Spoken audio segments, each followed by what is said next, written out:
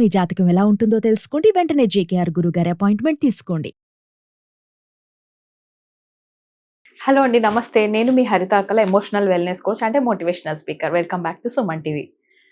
నేను రీసెంట్గా ఒక వీడియోలో చూసానండి, మనం మాట్లాడడం కూడా జరిగింది లాస్ట్ వీక్. హెల్ప్లెస్ బిహేవియర్ అంటే మనము హెల్ప్లెస్గా కనిపించినంతసేపు, అంటే నిస్సహాయంగా కనిపించినంతసేపు వేరే ఎవరైనా సరే, ఆ XYZ ప్లేసెస్లో మీరు ఏ పర్సన్స్ అయినా పెట్టుకోండి, వాళ్ళు మన లైఫ్లో చాలా ఇన్ఫ్లుయెన్స్ చేస్తారు. అసలు దీని గురించి నేను స్టడీ చేయడం తెలిసిన తర్వాత మనకి సైకాలజీలో చాలా ఎక్స్పెరిమెంట్స్ చేశారు. There is Stanford University, Oxford University, ఇలా సైకాలజీకి రిలేటెడ్గా కొన్ని రియల్ లైఫ్ ఎక్స్పెరిమెంట్స్ చేసిన తర్వాత మన బిహేవియరల్ ప్యాటర్న్ స్టడీ చేసి కొంతమంది డాక్టర్స్ వాళ్ళ రీసెర్చెస్ గురించి చెప్తారనమాట. సో నేను రీసెంట్గా నాకు తెలిసింది ఏంటంటే 1960s ఒక ఎక్స్పెరిమెంట్ చేశారు. ఓకే, అది లర్న్డ్ బిహేవియర్ మీద, లేకపోతే హెల్ప్లెస్నెస్ని యాక్సెప్ట్ చేయటం మీద చేశారు. ఓకే, కశ్యప్ అన్న ఆల్రెడీ చెప్పారు మీకు, I'm just his junior, but I will tell it my way. అయితే మన 1960s డాక్టర్ విన్సన్ అని ఏం చేశారంటే, ఒక డాగ్స్ని తీసుకున్నారు, కొన్ని గ్రూప్ ఆఫ్ డాగ్స్ని తీసుకొని 3 గ్రూప్స్గా డివైడ్ చేశారు. ఓకే, 3 గ్రూప్స్ ఆఫ్ డాగ్స్ని డివైడ్ చేసిన తర్వాత first group is a control group. Okay, అంటే మనం ఎందుకు డాగ్స్ పైన, యానిమల్స్ పైన ఫస్ట్ చేస్తారు అంటే ఎక్స్పెరిమెంట్స్, డైరెక్ట్గా హ్యూమన్ బీయింగ్స్ పైన మనం చేయం, తెలుసు కదా మీకు, ఆల్రెడీ ఐడియా ఉండే ఉంటుంది.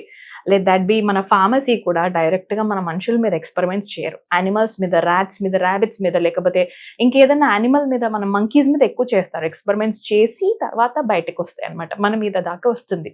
అది కూడా హ్యూమన్ బీయింగ్స్ రెడీ ఉన్న వాళ్ళని సైన్ తీసుకొని వాళ్ళకి ఇంత మనీ ఆల్రెడీ పే చేసి వాళ్ళ ద్వారా తీసుకుంటారు. ఓకే, ఇవేమి అన్ఎథికల్ కాదు, అలానే ఎథికల్ కూడా కాదు, నేనేం సపోర్ట్ చేయట్లేదు. But I'm more interested in అసలు ఆ సబ్జెక్ట్ ఏంటి, అది ఎందుకు చేయాల్సి వచ్చింది, దానివల్ల మనం ఏం నేర్చుకోవాలి, నా ఫోకస్ దాని మీద ఉంటుంది. Right, so let's go back to this dogs experiment. So ఆ గ్రూప్స్ ఆఫ్ డాగ్స్ని 3 గ్రూప్స్గా డివైడ్ చేశారు కదా. First group is called control group, అంటే వాళ్ళకి ఆ డాగ్స్కి ఎలాంటి షాకు ఇవ్వలేదన్నమాట. Okay, second group is unescape group, అంటే వాటికి కొంచెం షాక్ ట్రీట్మెంట్ స్టార్ట్ అయిన తర్వాత అవి ఇంకా ఎస్కేప్ అవ్వాలి అని అంటే ఎస్కేప్ అవ్వటానికి ఛాన్సెస్ ఉన్న గ్రూప్, ఒక దాటంగానే అవి దాటి బయటికి పడగలవు, ఎస్కేప్ గ్రూప్ అన్నమాట. Third group is zero escape group. ఆ థర్డ్ గ్రూప్ ఆఫ్ డాగ్స్కి నువ్వు ఎస్కేప్ అవుదామన్నా, ఇది అన్బేరబుల్ షాక్ ట్రీట్మెంట్ అని తెలిసినా బయటికి వెళ్ళలేకపోయినంత సిచ్యువేషన్స్ క్రియేట్ చేశారు థర్డ్ గ్రూప్కి. ఆ group of dogs they couldn't escape. అర్థమైంది కదా, control group, escape group and no escape group. తర్వాత ఏమైందంటే కొంచెం అవి ఇలా టైప్ ఆఫ్ షాక్ రావటం, ఇవి ఏమీ రియాక్ట్ అవ్వకపోవటం, ఇవేమో ఎస్కేప్ అవటం, ఇవేమో ఎస్కేప్ అవడానికి ట్రై చేసినా కూడా వీటి ఛాన్స్ లేకపోవటం. ఇలా కొన్ని రోజుల తర్వాత ఏమైందంటే నెక్స్ట్ లెవెల్లో వెళ్ళినప్పుడు మళ్ళీ సేమ్ ఈ 3 గ్రూప్స్ ఆఫ్ డాగ్స్ని తీసుకొచ్చి సింగిల్ గ్రూప్గా కన్వర్ట్ చేసి సేమ్ ఇదే చేయటం మొదలుపెట్టారు. ఓకే, వాటి బిహేవియర్ నుంచి స్టడీ చేయడం స్టార్ట్ చేశారు. ద ఫస్ట్ గ్రూప్ ఏదైతే కంట్రోల్ గ్రూప్, వాటికి ఎలాంటి షాక్ ట్రీట్మెంట్ ఇవ్వలేదో, అవి ఫస్ట్ టైం ఇప్పుడు షాక్ ట్రీట్మెంట్ ఇవ్వగానే ఇమ్మీడియట్గా ఎస్కేప్ నేను ఎలా అవ్వచ్చు అని చెక్ చేసుకొని ఇమ్మీడియట్గా బ్యారియర్ దూకి వెళ్ళిపోయినాయి. Now coming to the second group of dogs, కొంచెం ఎస్కేప్ గ్రూప్లో ఉన్న డాగ్స్ ఏమని, గ్రూప్ 2 డాగ్స్ అవి కొంచెం బేరబుల్ రాగానే, కొంచెం బేరబుల్ లిమిట్ దాటుతోంది, నేను తట్టుకోలేకపోతున్నాను అనిపించినప్పుడు they were finding for some escape. ఎందుకు, వాటి కండిషనింగ్ జరిగింది, అవి సర్చ్ చేస్తే ఒక ఎస్కేప్ రూట్ ఫైండ్ అవుట్ చేసుకుంటే మేము దాటొచ్చు అని. రైట్, సో ఆ సెకండ్ గ్రూప్ ఆఫ్ డాగ్స్ ఎలా బిహేవ్ చేసినాయి అంటే, ఆ షాక్ ట్రీట్మెంట్ కొంచెం పెరుగుతుండగానే they were searching and finally బయటికి వెళ్ళిపోయినాయి. ఈ థర్డ్ గ్రూప్ ఆఫ్ డాగ్స్ ఏవైతే ఉన్నాయో, ఇది చాలా ఇంట్రెస్టింగ్ అండి.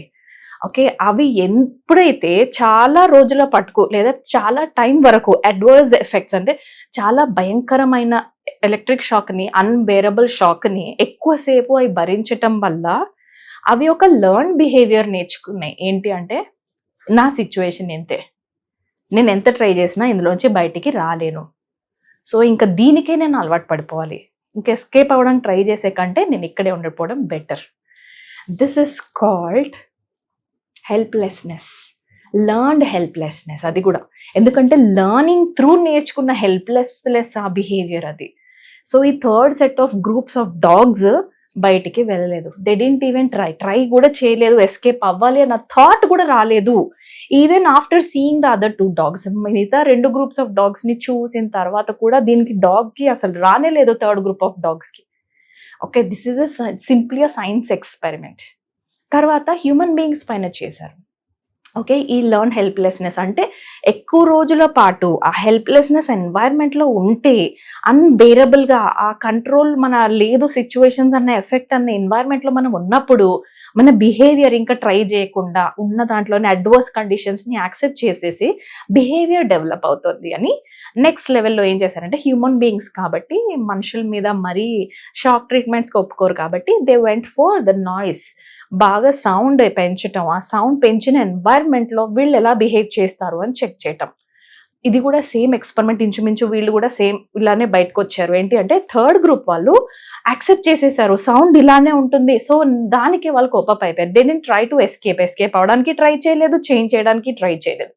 ఈ నాయిస్ మీ రిలేషన్షిప్స్లో లేదా మీ చుట్టుపక్కల మీ బాస్ దగ్గరనో లేకపోతే ఇంకేదన్నా సిచ్యువేషన్లో ఈ నాయిస్ వస్తుంటే మీరు ఎంతవరకు బేర్ చేస్తున్నారు? మీరు ఏ టైప్ ఆఫ్ గ్రూప్ ఆఫ్ డాగ్స్లో ఉండాలి అనుకుంటున్నారు? గ్రూప్ 1 మన కంట్రోల్లో ఉంటుంది, లేదా మనకు అసలు నాలెడ్జ్ లేదు, మనం ఫైండ్ అవుట్ చేద్దాము, బయటపడదాం. గ్రూప్ 2 నేను ఎక్కడ ఎలా బయటపడగలను, ఈ నాయిస్ ఎక్కడి నుంచి వస్తోంది, ఈ మనుషులు ఎవరు నన్ను ఎంతవరకు డిస్టర్బ్ చేస్తున్నారు, నేను ఎలా బయటపడాలి. 3rd గ్రూప్లో వాళ్ళు ఇంకా ట్రై చేయట్లేదండి. You have learn to be helpless.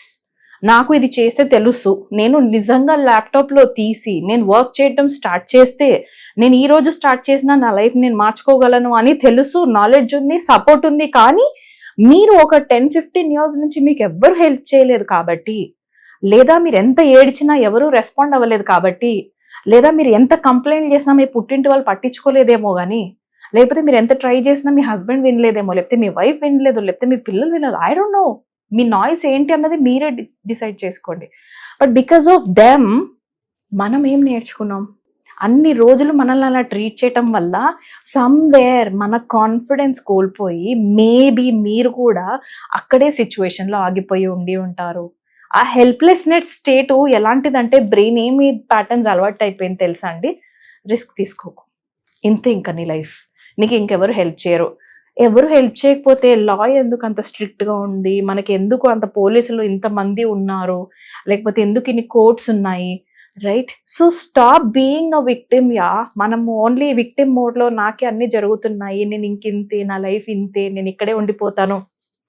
Please కొంచెం మనం చేంజ్ చేసుకోవడానికి ట్రై చేద్దాం. ఓకే, మీకు కాంటెంట్ యూట్యూబ్లో చాలా ఉంది, కావాలి అని అనుకుంటే ఈ 18 minutes నేను మళ్ళీ చెప్తున్నాను, 2 years పాటు మీ మీద సెల్ఫ్ వర్క్ స్టార్ట్ చేస్తే 2 years తర్వాత మీరు వేరే లెవెల్లో ఉంటారు. 17 to 18 minutes డే మొత్తంలో కేటాయించగలిగితే ఒకటే పాయింట్ మీద, ఒకటే టాపిక్ మీద, ఒకటే స్కిల్ మీద ఇన్వెస్ట్ చేసుకుంటూ వెళ్ళండి. 2 yearsలో you will be a teacher. మీకు స్టూడెంట్స్ వస్తారు ఆ విషయంలో మీ నుంచి నేర్చుకోనికి, స్కిల్కి. అది బెటర్ కదా. So start doing. ఏదో ఒకటి మన లైఫ్లో చేంజ్ చేసుకోవాలనుకుంటే మీరే డెసిషన్ తీసుకోగలరు. హెల్ప్లెస్నెస్ వద్దబ్బా, ఆ నిస్సహాయత స్టేట్, ఇంతకంటే ఇంకొక గివింగ్ అప్ అన్నది ఉండదు, రైట్? నాకే అంతా జరుగుతుంది, నా లైఫ్ ఇంతే. No, start saying opposite. I am strong, I am powerful, I am courageous. ఈ 3 అఫర్మేషన్స్ బాగా ప్రాక్టీస్ చేయండి, రీస్టార్ట్ బటన్ నొక్కండి and start living your life. మళ్ళీ తిరిగి లైఫ్ని మీ చేతిలో, కంట్రోల్లో తెచ్చుకోండి, అంతేగాని హెల్ప్లెస్గా ఉండకండి. ఇంకా no more crying. Okay, thank you so much for watching this video. నమస్తే.